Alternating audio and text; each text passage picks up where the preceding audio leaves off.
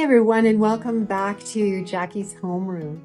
Today I would like for you to take away two things from this lesson. One, the difference between as and like, because I find that a lot of people, even when they're more advanced in English, tend to confuse as and like a lot. And the other thing I want to talk about is our tendency to compare ourselves. And it's a very strong tendency, no matter what your age, young or old. I want you to become more confident in grammar and with yourself. Like and as are two small words, but they cause a lot of confusion. So I want you to see how they're used naturally, and I'll use some sentences and you can practice them. So comparing ourselves, yeah, it doesn't feel good, does it? We all fall into that trap. Fall into is a phrasal verb, so we all fall into that trap. A few days ago, I was waiting in line at a cafe and I started looking at other people, and immediately I caught myself saying, oh, they look very confident, or look how well dressed they are. You know, as I was doing that, I felt kind of, I recognized a feeling of maybe not measuring up. That's another phrasal verb. Maybe I wasn't dressed how I would like to be dressed that day. I was feeling maybe a little bit frumpy. It didn't feel good. So, you know, people were just naturally on their phones, talking to each other, reading a book. And here I was making a whole bunch of assumptions about people and starting to feel funny inside. We've all done it, and we start to assume things about people. And it's amazing how quickly we do that, how we write stories about people in our heads that we know nothing about. We don't know anything about them, but we naturally assume that their story maybe is better than ours. You know, maybe we're not having a good day, right? We often do that, and we may feel often that we're failing. Maybe we feel that we're failing in our English process, or maybe we feel that we're failing at school somehow, or at work somehow, or I'm not making enough money like my friends, or I don't have a house like my friends, or a car like my friends. You know, it's an infinite amount of reasons to compare, because there's an infinite amount of lives. There's an old saying that comparison is the thief of joy, or some people use the death of joy. You may have heard it before. Comparison is the death of joy. I believe it is. I truly believe that when you start to compare yourself and you start to feel like you're failing or you don't measure up, you're creating your own misery. We are creating our own misery. I also think that when we start comparing, or we obsess with that comparison, we're not only feeling like we don't measure up, but we are losing time, we're wasting time, and our attention is also stolen. Our energy, our time, our attention, all of these valuable things that we have are wasted on comparisons. Instead of paying attention to our own lives and how we can learn and improve and explore, we keep measuring ourselves against other people. Okay, so a pause before we continue with that topic. Let's look at like, the word like. We often say things like, I'd really like to be like her, or I'd really like to live like him. And that's often a common use of the word. So if you're making a comparison, you use the word like. So it means similar to. I would like to be similar to that person. And so that's different from as. In another context, if I say something like, she speaks like a lawyer, I'm saying she speaks similar to a lawyer, but it's two different things. One is her and one is the lawyer. I'm comparing them, right? She speaks like a lawyer, but she's not a lawyer. Now, if I say she works as a lawyer, she's a lawyer. She works as something. It's her function. It's her role. Okay. So you use the word as. I might say something like, as a teacher, I see this confusion all the time. So as a teacher means I am a teacher. I'm not like a teacher. I am a teacher. So as a teacher, I see this confusion all the time. So remember, as often tells us about a role, a function, or something happening at the same time. So similar to while, right? So as or while, right? Okay, so you don't have to memorize all of this. It's just the purpose is for you to become aware and to start to notice, okay, in the context of this discussion about comparisons. Sometimes as is very similar to like. It means the way or just like. Here are some examples. As I said yesterday, like I said yesterday, do as I do, or do it the way I do, or like I do. Everything happened as I expected. Everything happened like I expected. So here, as refers to the manner or way something happens. It really is a matter of style. There may be some people that feel it should be as, and some people that will say like. Maybe it depends on the country or location or the use, the custom. But this is where as and like become the most similar. So back to comparisons. Social media has made it incredibly easy to compare ourselves.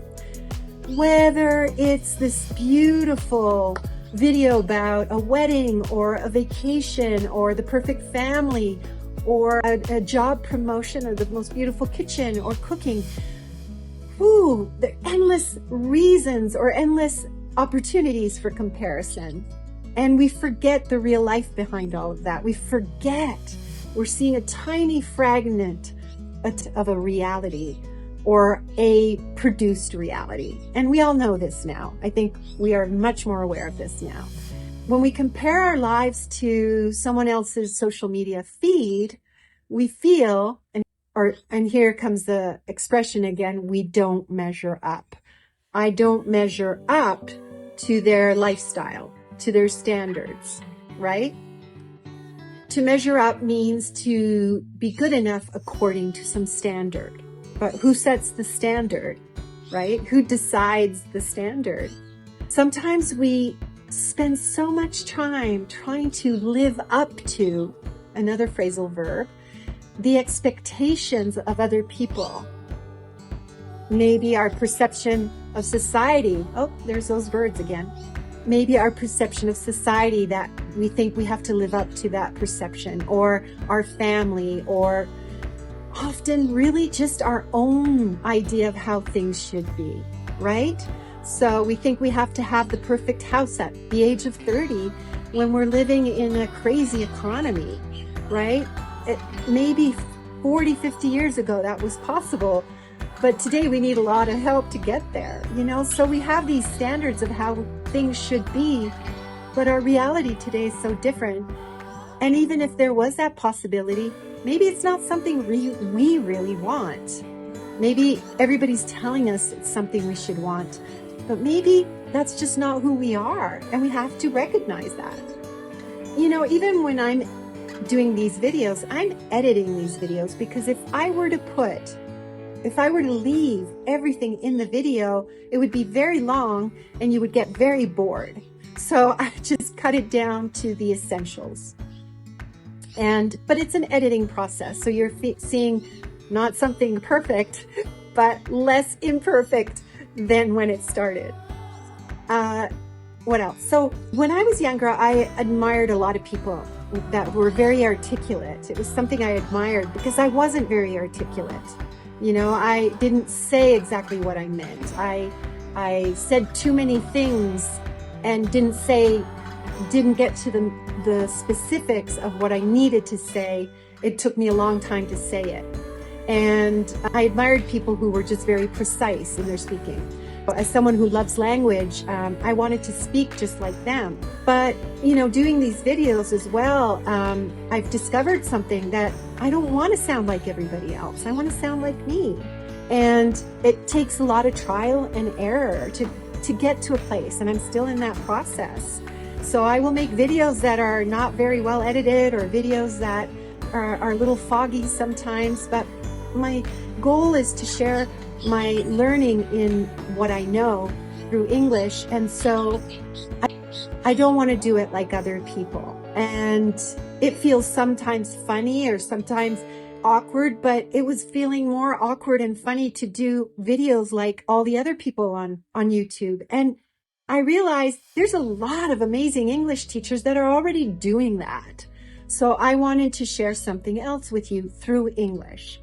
It's a great process when you work on yourself, when you do trial and error, when you make mistakes and learn from them and recognize that nobody really cares that you made a mistake. What they care about is what your message is, So you can't grow that way. You can't be a stronger version of yourself. You can't share your core message, your core purpose, if you're imitating other people. Now, you can look up to people. Remember that phrasal verb, look up to someone. You can admire them. You can learn from them, but be careful when you start to imitate them.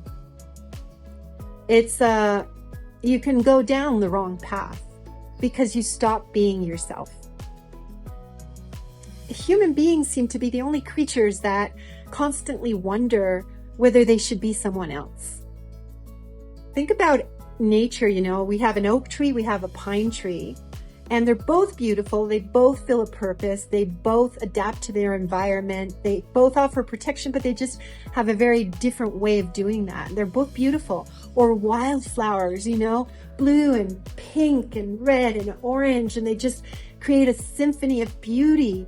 And variety is what makes that so beautiful to look at. So everything becomes more beautiful when it becomes itself, especially a human being.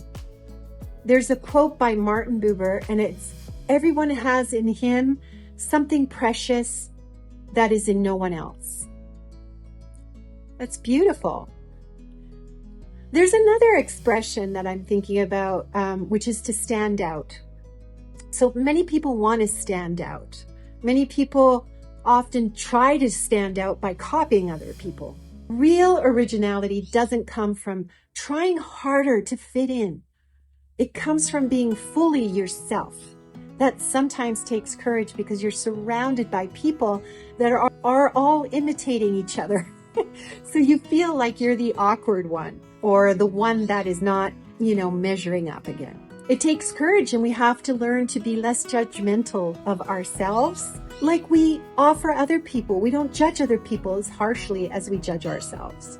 Here's a phrase that I love: to carve out your own path. I love that image because you're not walking down a road other people have built. You're building your own road. And if we take that a little further, we could say, well, it's harder because there's roads that have been built and we can just take them easily. But it doesn't work out that way. How exciting to create your own path, to carve out your own path. It requires time, investment, learning. But in the end, the place you reach is all your own. You're making your own place in the world, little by little. The way comparison disappears is when you bring back your attention and focus it on your own growth and self-development. When we refocus our attention and take that away from comparing ourselves to who we have around, we start to recognize how rich our own life is. So here's something you can practice today. Okay, the next time you catch yourself thinking, I wish I were like them, I wish I had what they have, pause and then ask yourself, what do I actually admire? Maybe it's their discipline, maybe it's their kindness, their confidence, or their curiosity. And the good thing about it is that those qualities are not reserved just for them. You can develop them too, and that's so beautiful. You develop these qualities, but you become your own person. So you don't become them, you become a fuller version of who you are.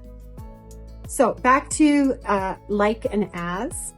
In today's English takeaway, we have use like when you're talking about similarity, and use as when you're talking about a role an identity, or something happening at the same time.